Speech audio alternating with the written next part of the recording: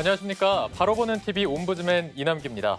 지난주 연합뉴스TV에서는 대통령 집무실 용산 이전 예비비 지출안이 국무회의를 통과했다는 소식과 미국 연준이 5월 양적 긴축에 나설 가능성을 시사했다는 소식 등 국내외 뉴스를 신속히 전해드렸습니다. 오늘 연합뉴스TV를 말한다 시간에서는 뉴스 리뷰, 뉴스센터 13, 뉴스워치를 중심으로 김홍태 시청자 평가원이 모니터링한 내용을 전해드리겠습니다.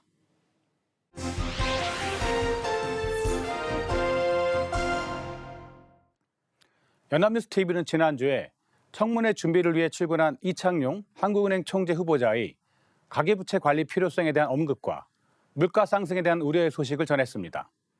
또한 비의료인의 문신수술 행위 처벌이 적법하다는 헌법재판소의 결정도 전했습니다. 그리고 코로나19에 걸렸을 때 심근염 위험이 더 높다는 연구 결과에 대한 내용과 우크라이나의 평화를 위해 러시아 대사관 뒤편 정동길에서 작은 음악회가 연주되고 있다는 소식도 전했습니다. 지난 1일 밤 9시 뉴스 리뷰에서는 청문회 준비를 위해 첫 출근한 이창용 한국은행 총재 후보자가 기준금리 인상 기조의 유지 필요성을 강조한 것을 전했는데요. 다만 인수위에서 추진하는 재정 정책들이 가계부채 증가세를 다시 부채질할 가능성에 대해선 우려의 목소리를 전했습니다. 기자는 코로나 사태를 감안해 사상 최저 0%대로 낮아졌던 기준금리는 반년 새 벌써 0.75%포인트 인상했다면서 이주열 한국은행 전 총재는 통화정책의 완화 정도를 계속 줄여나가는 것이 필요하다고 했으며 하는 차기 총재로 지명된 이창용 후보자도 금리 인상을 통한 가계부채 관리 필요성을 언급했다고 전했습니다. 다만 새 정부의 재정 정책과 한은의 정책은 다소 엇박자가 날 여지가 있다면서 최대 50조 원으로 예상되는 2차 추가 경정 예산 관련 시중에 돈이 풀리면 물가 압박은 더 커지고 국채 발행 증가로 금리가 뛸 가능성이 높다고 전했습니다. 가계부채가 1,862조 원에 이른 상황에서 가계의 부담이 더 커지고 부실이 늘며 이 후보자가 강조한 연착륙과 다른 결과가 나올 수 있다는 겁니다. 인수위 대출 총량 규제 완화 기조로 은행들이 속속 대출 빗장을 풀면서 가계부채 증가세가 다시 빨라질 가능성도 있습니다. 이창용 한국은행 총재 후보자는 정부와 물가를 고려하는 중앙은행과의 긴장관계가 있는 것은 너무 당연하다면서 어떻게 조율해 가느냐가 굉장히 중요하다고 했는데요. 기자는 한은의 최우선 과제인 가계부채의 연착륙은 차기 정부와 한은의 성공적 정책 조율에 달려있다고 마무리했습니다. 지난 1일 오후 1시 뉴스센터 13에서는 이창용 한국은행 총재 내정자가 상반기 물가 상승세가 한은과 국제통화기금 IMF의 연간 전망치 3.1%를 웃돌 것으로 내다봤다고 전했습니다. 이 총재 내정자는 지난 1일 출근길에 기자들과 만나서 상반기에 이미 유가가 예상 밖으로 뛰었고 곡물가도 뛰고 있어서 물가 상승률이 예상치를 넘을 것이라고 했는데요. 다만 하반기는 우크라이나 사태 장기화 여부와 유가 움직임, 중국의 오미크론 확산세에 따른 불확실성이 커져 예측이 어렵다고 하면서 가계부채 증가세에 대해 이 내정자는 단기 위험 요인은 아니지만 중장기적으로 큰 부담이 될 수 있다고 지적했다고 마무리했습니다. 약간의 잡음이 있긴 했지만 무난한 내정이라는 평을 받는 이창용 후보자가 상반기 물가가 꽤 높을 것이고 금리 인상을 통한 가계부채 관리 필요성을 언급했다고 전하고 있는데요.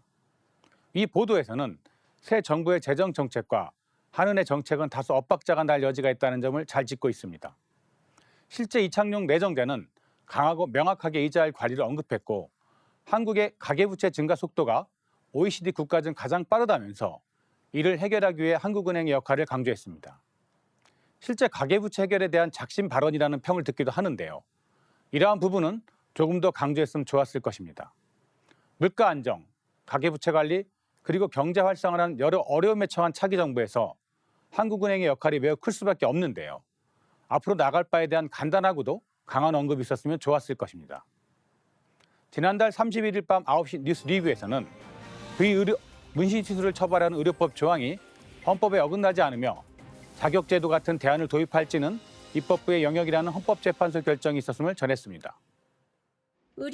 기자는 의료인이 아닌 사람의 문신시술 행위를 처벌하는 현행법이 헌법에 어긋나지 않는다는 판단이 다시 나왔다면서 헌법재판소가 문신을 의료행위로 규정한 의료법 조항 등이 위헌이라며 문신사들이 낸 헌법소원을 재판관 5대4 의견으로 기각했다고 전했습니다. 헌재는 문신시술에는 감염과 부작용의 위험이 따르고 당사자뿐만 아니라 공중위생에도 영향을 줄 수 있다고 하면서 외국처럼 자격제도를 통해 비의료인의 문신을 허용하는 대안이 있지만 의료인이 하는 정도의 안전은 보장할 수 없다고 전했습니다. 다만 새로운 제도를 채택하는 것은 사회적으로 위험을 감수해야 한다며 대안 도입 여부는 입법부의 재량 영역이라고 설명했습니다. 반대 의견을 낸 재판관들은 문신에 대한 사회적인 인식 변화로 수요가 늘어난 만큼 새로운 관점에서 판단해야 한다고 지적했습니다. 헌재 앞에 모여 판결 결과를 기다린 문신사들은 실망감을 표시했습니다.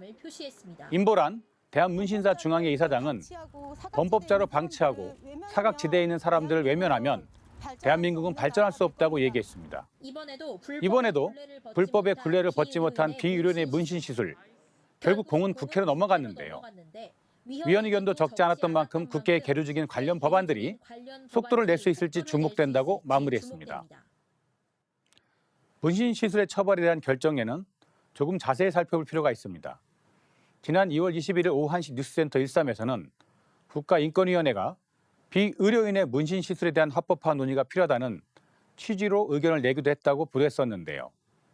당시 인권위원회는 국회에 계류된 문신 관련 입법안에 대해 문신 시술자의 직업 선택의 자유, 피시술자의 행복 추구권 등을 들어 비의료인의 문신 시술을 형사처벌 대상으로 삼는 현행법이 개정될 필요가 있다고 의견을 전했습니다. 대법원이 1992년 문신을 의료행위로 규정하고 지금까지 비의료인의 문신 시술을 계속 처벌해왔으며 헌법재판소도 2007년부터 벌써 4차례 계속적으로 비의료인의 문신행위 처벌이 합법이라는 취지로 판단해왔는데요.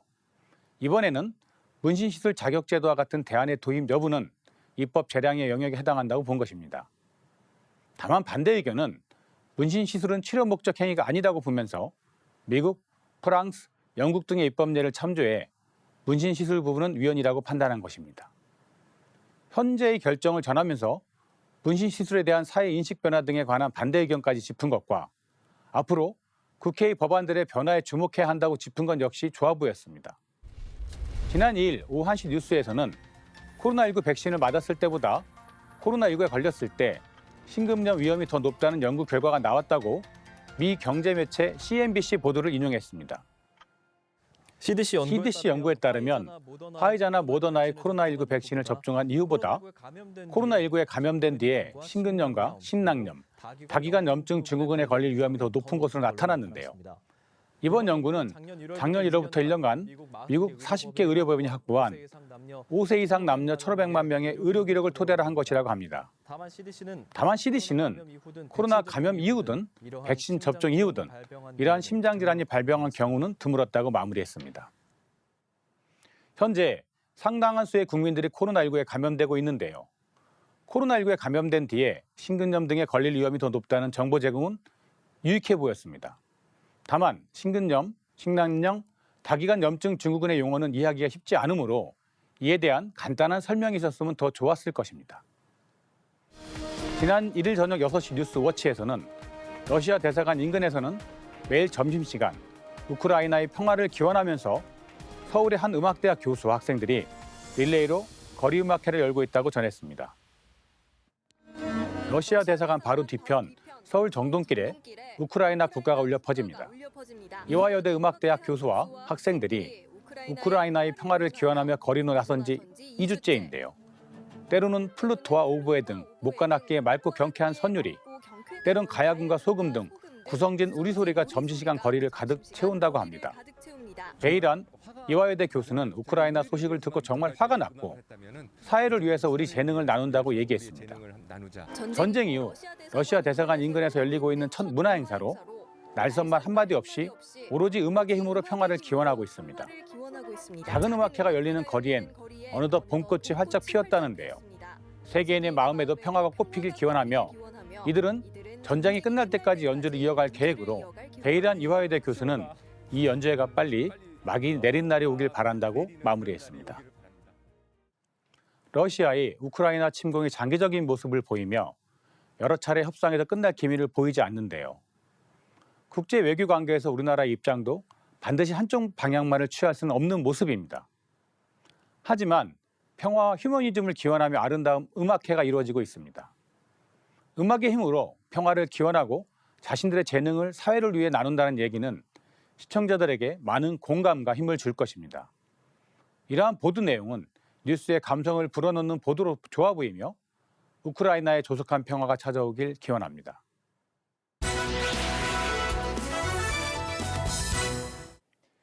이번 순서는 주말에 방영되는 제작 프로그램을 대학생의 시선으로 분석하고 평가한 내용을 들어보는 캠퍼스 TV 리포트 시간입니다. 이번 주는 중앙대학교 미디어 커뮤니케이션 학부 이유경 학생 나와 있습니다. 안녕하세요. 네, 안녕하세요. 네, 반갑습니다. 지난주에는 어떤 프로그램을 모니터했나요? 네, 저는 매주 토요일 밤 9시 30분에 방송되는 탐사보도 뉴스 프리즘을 모니터했습니다. 지난 2일 방송된 탐사보도 뉴스 프리즘에서는 러시아의 우크라이나 침공 사태로 인한 세계 식량 위기와 그 영향에 대해 다뤘습니다. 그럼 자세한 모니터 내용 지금부터 전해드리겠습니다.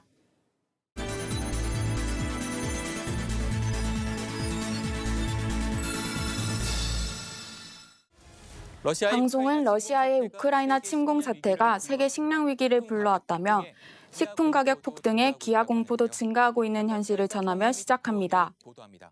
세계 최대 팜유 생산국 인도네시아에서 때 아닌 식용유 품귀 현상이 벌어지고 있다는데요. 지난해 팜유 국제 가격 상승으로 생산업자들이 내수보다 수출에 집중했는데 올해 해바라기 씨유 최대 수출국인 우크라이나와 러시아가 전쟁으로 수출의 차질을 빚으면서 팜유 가격이 더 치솟았다고 합니다. 세계 밀 수출의 29%를 차지하는 러시아와 우크라이나의 전쟁은 글로벌 농산물 공급 사슬을 뒤틀며 세계 식량 가격을 끌어올렸다는데요. 밀 선물 가격은 연초보다 45% 올랐고 러시아와 우크라이나가 세계 시장의 약 14%를 점유하는 옥수수 가격도 연초보다 약 27% 상승했다고 합니다. 유엔 식량농업기구가 집계하는 세계 식량 가격 지수는 이미 지난 2월 140.7로 사상 최고를 기록했으며 전쟁의 영향이 본격화한 3월 이후 수치는 더 오를 것으로 보인다고 합니다. 곡물 가격 인상으로 세계 곳곳에서 사재기 현상이 일어났고 물가 급등에 분노한 사람들이 거리 시위에 나섰다고 하는데요. 그동안 우크라이나와 러시아산 밀로 만든 값싼 빵에 의존해온 아프리카와 중동의 빈곤층은 극심한 기아를 겪을 수 있다는 비관적 전망도 나왔다고 전합니다. 우크라이나 전쟁은 지구촌의 자원 패권 경쟁에 불을 붙이고 식량 수출을 중단하거나 비축을 확대하는 식량 보호주의를 확산시키고 있다는데요. 이번 사태로 식량뿐 아니라 석유와 가스, 광물의 국제 가격도 뛰어 자원 빈국들의 시름이 깊어지고 있다고 합니다. 한국농촌경제연구원에 따르면 시카고 선물거래소에서 지난달 25일 기준 밀 선물의 가격은 톤당 405달러로 지난해 말보다 43% 올랐다는데요. 국제 곡물 가격 상승분이 원재료비에 반영되기까지 걸리는 시간은 최소 3개월에서 6개월 정도로 라면, 과자 등 가공식품을 생산하는 업체들의 단기적 영향은 제한적일 것으로 보이지만 전쟁이 길어지면 원재료를 비싼 가격에 수입해야 하는 업체들의 원가 상승 부담은 커질 수밖에 없다고 합니다. 엎친 데 덮친 격으로 러시아가 자국 식량 안보 목적으로 6월까지 곡물 수출을 금지하면서 국제 곡물 가격이 더 뛸 수 있다는 우려가 나온다는데요. 우리나라의 곡물 자급률은 21%, 사료용을 제외한 식량 자급률은 45.8% 수준으로 전문가들은 글로벌 식량 대란이 장기화할 경우를 대비해 자급률을 높이는 등 대응 방안을 다각화해야 한다고 말했습니다. 러시아의 우크라이나 침공 사태 장기화로 총성 없는 식량 전쟁이 이어지고 있는 만큼 서민들의 먹거리 걱정을 덜어줄 가격 안정 대책이 절실하다는 것을 알 수 있었습니다. 세계의 식량 창고라 불리는 우크라이나에서 가뜩이나 전쟁으로 곡물 생산이 줄어드는 데다 우크라이나에서 생산된 곡물의 수출기도 러시아에 의해 점점 차단당하고 있다고 합니다. 특히 우크라이나산 곡물에 대한 의존도가 높은 국가들이 직격탄을 맞으며 경제까지 휘청이게 됐다는데요.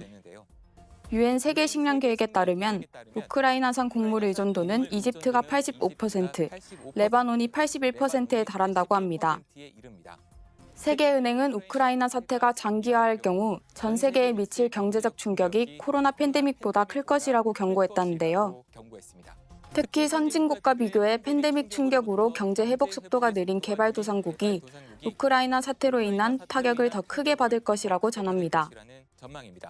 국내에서도 국제 밀가루 가격의 상승 여파가 체감되고 있다는데요. 빵집이나 분식집 등을 운영하는 상인들의 한숨이 깊어지는데 여기에 밥상 물가도 오르면서 서민들의 부담도 계속 커지고 있다고 합니다. 빵집을 운영하고 있는 최은진 씨는 최근 치솟고 있는 밀가루 가격이 걱정이라는데요. 밀가루뿐 아니라 외국산 버터와 유제품, 소고기까지 오르지 않은 재료가 없지만 오른 재료값만큼 빵 가격을 올리기는 망설여진다고 합니다. 밀가루를 많이 사용하는 다른 음식점들도 상황은 마찬가지라는데요. 밥상 물가가 급등하면서 서민 가게에도 걱정이 늘고 있다고 합니다. 밥상 물가가 뛰면 저소득층부터 고통받게 된다는데요. 저소득층의 전체 지출 중 식료품의 비중이 고소득층보다 훨씬 더 높기 때문이라고 합니다. 러시아의 우크라이나 침공으로 인한 국제곡물 가격 상승이 대한민국 서민들의 경제활동에까지 영향을 미치고 있다는 것을 알 수 있었습니다. 예방하지 못한 전쟁, 명분 없는 전쟁으로 희생당하는 이들은 우크라이나 시민들뿐만 아니라 당장의 극심한 기아 위기를 걱정해야 하는 국가들도 있다고 합니다. 우크라이나 재앙의 나비 효과, 그 끝은 어디까지일지 우려하는 말로 방송은 마무리됩니다. 이번 주 뉴스프리즘 여기까지입니다. 시청해주신 여러분 고맙습니다. 네, 모니터한 내용 잘 봤습니다. 현재 우크라이나의 침공 여파로 물가 상승이 심상치 않은데요. 유경 학생은 이번 사태로 어떤 점이 가장 우려스럽나요? 네, 저는 러시아와 우크라이나 전쟁으로 인한 국제곡물 가격 상승이 우리나라뿐만 아니라 전 세계적 경제활동에 부정적인 영향을 미치고 있는 상황이 가장 우려됐습니다. 하루빨리 전쟁이 종식되고 평화가 찾아와 세계 시민들의 표정이 밝아졌으면 좋겠다는 생각이 들었습니다. 네, 수고 많으셨고요. 지금까지 중앙대학교 미디어 커뮤니케이션 학부 이유경 학생이었습니다. 고맙습니다. 감사합니다.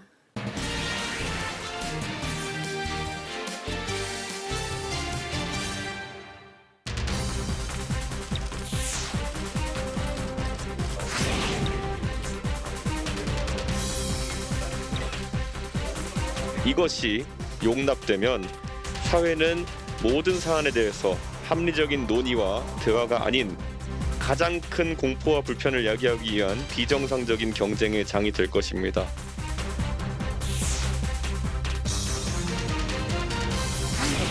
매우 당연한 질문입니다.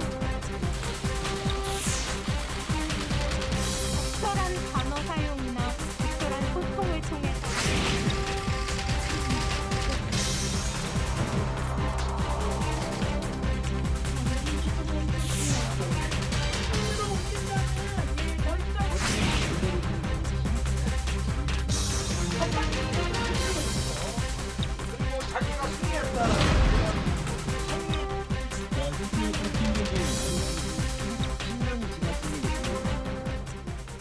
전국장애인차별철폐연대가 장애인 이동권 보장을 요구하며 4개월 동안 이어온 지하철 시위를 두고 정치권 안팎에서 공방이 이어지고 있습니다.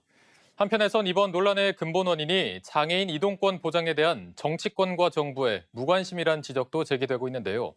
오늘 TV와 비평 시간에는 장애인 단체의 이동권 시위를 둘러싼 논란에 대해서 언론에서는 어떻게 다루고 있는지 자세히 알아보겠습니다. 동아방송예술대 방송보도제작과 정은희 교수와 함께하겠습니다. 안녕하십니까? 안녕하십니까? 네, 반갑습니다. 자, 국민의힘 이준석 대표가 출근길 지하철 시위를 벌여온 장애인 단체를 비판하는 발언을 연일 쏟아내면서 또 논란이 되지 않았습니까? 네. 이에 대해서 전국 장애인 차별철폐연대, 또 인수위, 정치권 등의 반응을 언론에서는 어떻게 보도하고 있는지 말씀해 주시죠. 네. 지난주 내내 언론들은 장애인 이동권 보장 논란을 주요하게 다뤘습니다.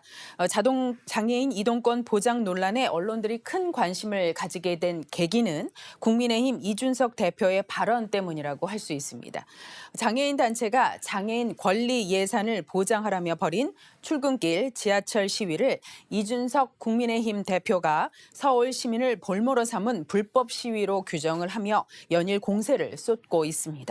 아울러 고 박원순 전 서울시장이 지키지 않은 것을 오세훈 시장에게 요구하는 것은 잘못된 것이라면서 전장현 시위를 저지하는 데 공권력을 동원해야 한다는 주장까지 했습니다. 장애인의 이동권 보장을 위한 투쟁이 20년이 넘었지만 정치권의 무응답에 장애인 단체는 시위에 나섰고 그리고 비장애인은 출근길 지하철 연착에 불만이 커져 사회적 갈등이 커지고 있는 상태입니다. 이 데일리에 따르면 전 장년은 이준석 대표의 갈라치기 정치를 비판했습니다. 박경석 전 장현 상임 공동대표는 탈시설이란 의제를 제기한 것은 전 장현이 아닌 유엔 장애인 권리협약이라면서 입장의 차이가 다른 의제를 마치 장애인 단체 간 대립으로 프레임을 씌우려 했는데 반드시 사과해야 할 것이라고 목소리를 높였습니다. 앞서 이 대표는 지난 1일 오전 국회에서 장애인 탈시설 정책에 반대하는 단체인 전국 장애인 거주시설 이용자 부모회와 간담회를 열고 장애인 탈시설 정책에 찬성해온 전 장년을 지목해서 일부 단체의 생각이 장애인 가족을 대표하는 것처럼 되는 작금의 현실에 우려가 깊다면서 지역사회에서 복지 서비스 강화가 되기 이전에 선택이 아닌 강요로 시행되는 탈시설 정책은 인권 유린에 가깝다라고 주장을 했습니다. 최근 이 대표의 발언이 장애인 차별, 혐오 논란이 이어지며 21년간 이어져온 장애인 이동권 문제가 주목을 받기 시작했습니다.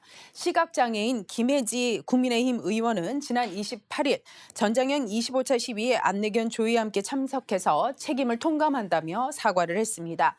박지원 더불어민주당 공동비상대책위원장은 지난 29일 국회에서 열린 전장현과 간담회에서 장애인분들이 불편한 몸으로 시위하게 된 건 모두 저희 정치인들이 타면했던 탓이라면서 사과했습니다. 인권위는 지난 1일 3호선 경복궁역에서 전장현과 만나서 이 대표의 발언이 사회에 미치는 영향에 혐오나 차별이 있는지 관심을 가지고 살펴볼 예정이라고 언급을 했습니다. 연합뉴스 보도에 따르면 대통령직 인수위원회 사회복지문화분과는 지난 29일 출근길 지하철 시위를 벌이는 전장현을 찾았습니다. 국민의힘 이준석 대표가 시민을 볼모로 삼는다며 비판을 이어가는 가운데 인수위가 전장현 측 입장을 경청하겠다는 것은 다소 결이 다른 행보로 보입니다. 사회복지문화분과 간사인 국민의힘 이미자 의원은 전 장현과의 면담을 통해서 여러 부처에서 고민해야 할 상황이라며 20년 동안 해결하지 못했던 부분들은 단기, 중기, 장기적인 것에서 검토 중이라고 언급을 했습니다. 전 장현 측은 국민의힘 이준석 대표에게 사과할 것을 언급했고 이임 의원은 전달을 약속했습니다. 네. 일각에서는 언론이 이번 시위의 본질을 정확히 알리려는 노력보다 이준석 대표의 주장을 그대로 옮기는 기사 등으로 갈등을 부추겼다. 이런 주장도 또 제기되고 있습니다. 네. 이번 사안에 대해서 보수, 진보 언론은 어떻게 보도를 했고 이 보도에 문제점이 있다면 이 문제점도 한번 짚어주시죠. 네, 먼저 진보 언론인 오마이뉴스는 이준석 대표의 비판을 보면서 전장현의 시위가 비문명적인 시위라면 이 대표의 비판은 매우 야만스러운 비판이다라고 논평을 냈습니다.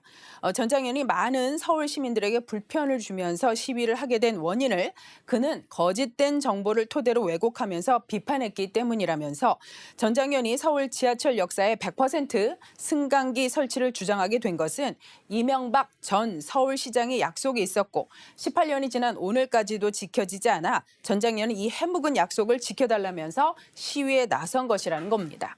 모든 시민들의 보편적인 권리인 이 이동권을 장애인들에게도 보장해달라는 전 장현의 시위를 공권력으로 저지해야 한다는 이준석 대표의 주장은 비민주적인 주장이다라고 언급했습니다.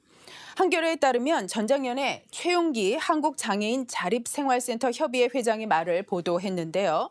이동이 자유롭게 보장되는 지극히 평범한 생활을 원한다면서 장애인 단체 시위에 혐오 발언을 한 것에 대한 사과를 거부한 이준석 대표에게 다시 한번 공식 사과를 요구하면서 일주일 휠체어 동행 체험을 제안을 했습니다. 진보 언론은 주로 이준석 대표의 발언을 분석하거나 장애인의 현실, 현재의 시위에 대해서 보도를 하고 있습니다. 조선일보에 따르면 국가인권위원회가 이 대표의 장애인 단체 불법 시위 비판 발언과 관련해서 사회적 영향을 살펴보겠다는 언급을 했다고 보도를 했습니다.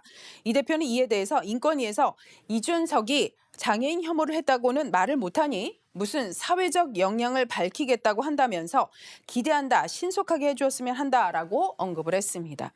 세계일보는 이준석 대표의 언론 인터뷰를 인용을 해서 당의 장애인 정책 등을 바탕으로 장애인 단체들과 토론이 예정된 이준석 국민의힘 대표가 장애인 이동권을 요구하며 지하철 출근길 시위를 벌여온 전장현 이 과연 장애인들의 대표성을 지니는지 의문이 든다는 언급을 한 것을 보도했습니다. 서울 시민 입장에서는 본인들의 출퇴근 장소가 왜 시위의 장이 되는지 모르고 이동권 시위라고 하지만 이동권과는 관계가 없는 내용이 많다며 이런 모순을 지적하는 것이다라고 의미를 강조했습니다. 보수 언론에서는 이준석 대표의 발언을 옮겨서 보도를 하고 있습니다. 민감한 문제인 만큼 단순 전달이 아닌 내용과 세심한 분석이 필요하겠습니다. 네. 그렇다면 이 장애인 이동권이 해외 주요국 다른 나라에서는 어떻게 보장되고 있는지도 좀 간략히 정리해 주시고 네. 장애인 이동권 보장을 위해서 정치권이나 정부가 해야 할 노력 등에 대해서 언론에서는 어떻게 또 보도하고 있습니까? 네. 사실 이동권이라고 하는 것은 비장애인 여러분들에게는 이해하기 힘든 말일 수도 있겠습니다. 하지만 장애인들에게는 절실한 것인데요. 비장애인처럼 대중교통을 이용해서 자유롭고 안전하게 내가 갈 수 있는 곳을 갈 수 있느냐와 없느냐에 대한 것을 이야기하는 것입니다. 그래서 이동권은 아주 기본적인 권리라고 할 수 있겠습니다. 버스와 열차, 비행기, 지하철, 택시 등의 교통수단이 중요하겠는데요. 웰페어 뉴스에 따르면 해외에 나가보면 가장 놀라운 것이 이 버스를 탈 때 계단이 아예 없다는 것입니다. 택시 역시 한국에서는 휠체어를 싣기가 어렵습니다. 트렁크에 휠체어를 넣으면 잘 닫히지 않죠. 하지만 해외에서는 택시의 규모가 커서 휠체어를 탄 채로 그러니까 탑승을 할 수도 있고 전동 휠체어까지도 탑승할 수 있다고 합니다. 미국과 캐나다, 일본을 비롯해서 유럽의 많은 여러 나라에서는 90% 이상 또는 100% 지역에 따라서 100%까지도 계단이 없는 버스를 운영하고 있다고 합니다. 휠체어를 탄 장애인은 물론 모든 사람이 불편 없이 버스에 탑승할 수 있다는 것이죠. 택시의 경우도 휠체어를 탄 채로 탑승이 가능한 경우도 있고요. 열차는 물론 교통수단 이 자체에 장애인의 접근성이 우리와는 비교가 안 될 만큼 매우 수월합니다. 우리는 2005년에 교통약자의 이동 편의 증진에 관한 법률을 제정을 했습니다. 법률에 따르면 버스 등 대중교통에 장애인이 탑승할 수 있도록 법적인 제도 장치가 마련됐어야 합니다. 하지만 아직 많은 것들이 더 해결이 돼야 되겠죠. 사실 이 법을 그대로 잘 준수했다면 장애인의 이동권 환경은 지금보다 훨씬 좋았을 것입니다. 하지만 장애인을 위한 탑승 장치 등 이동권을 위한 준비를 법에 명시를 했을 뿐 강제하지 않고 있다는 것이 문제가 됩니다. 정부는 지자체 또 지자체는 이 버스 운송 사업주 등의 의지가 없다면서 서로 책임을 전가하는 모습이 보입니다. 이것은 명백하게 법적으로 정부가 주도적으로 책임을 져야 되겠죠. 많은 국민들이 장애인의 이동권을 보편적인 권리로 이해해야겠습니다. 그리고 정부는 법에서 정해진 책임을 다해야 할 것입니다. 더불어 교통수단뿐만 아니라 나아가 공공시설과 건물 등 접근권도 보장이 돼야 됩니다. 장애인이 이동하고 접근하는 데 불편함이 없도록 비장애인과 차별받지 않아야 한다는 것은 사실 당연한 권리입니다. 이러한 인식을 시작으로 장애인의 권리를 지켜가는 사회, 또 책임을 다하는 정부가 되어야겠죠. 이에 언론에서는 이러한 노력을 꾸준히 정부에 요구하는 보도를 지속적으로 해야 할 것입니다. 네. 장애인 이동권 보장 요구는 20년째 또 계속돼 왔습니다. 네. 이게 정치권 공방에만 그치지 않고 근본적인 해결책이 마련되기까지 어떤 바람직한 언론의 역할, 보도 자세까지 한번 짚어주시죠. 네, 연합뉴스의 보도에 따르면 우리나라는 비록 이 선진국 대열에 들어서긴 했지만요. 국내 총생산 대비 장애인 복지 지출 비율이 OECD 평균에 훨씬 못 미친다고 합니다. 우리나라의 GDP 대비 장애인 복지 지출 비율은 0.61%인데 반해서 OECD 회원국 평균은 2.02%라는 통계도 있습니다. 우리 현실은 20년이 지났어도 아직 장애인들의 이동권이 자유롭지 못합니다. 누구나 누려야 할 평범한 삶에 대한 이야기를 하는 것이죠. 이동권은 교육 문화와 직결되어 있기 때문에 기본 권리라고 할 수가 있겠습니다.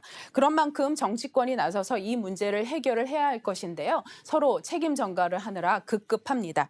이에 언론이 나서서 이에 대해서 비판을 하고 또 경각심을 일깨워 주어야 할 것입니다. 누구나 동등한 사회를 함께 사는 사회를 만들기 위해서 이 문제의 부분별 아젠다를 기획을 하고 집중 보도를 해서 장애인들의 불편을 직시하고 우리가 어떻게 하면 개선할 수 있는지 함께 고민을 해야 할 것입니다. 함께 사는 사회를 만들어가는 언론이 되기를 바랍니다. 네, 알겠습니다. 자, 지금까지 동아방송예술대 방송보도 제작과 정은희 교수와 함께했습니다. 오늘 고맙습니다. 고맙습니다. 네, 옴부즈맨 제작진은 시청자 여러분의 다양하고 소중한 의견을 기다리고 있습니다. 방송을 보고 느낀 소감을 연합뉴스TV 홈페이지 시청자 게시판이나 SNS로 보내주시기 바랍니다. 저희는 다음 주에 다시 찾아뵙겠습니다. 시청자 여러분 고맙습니다.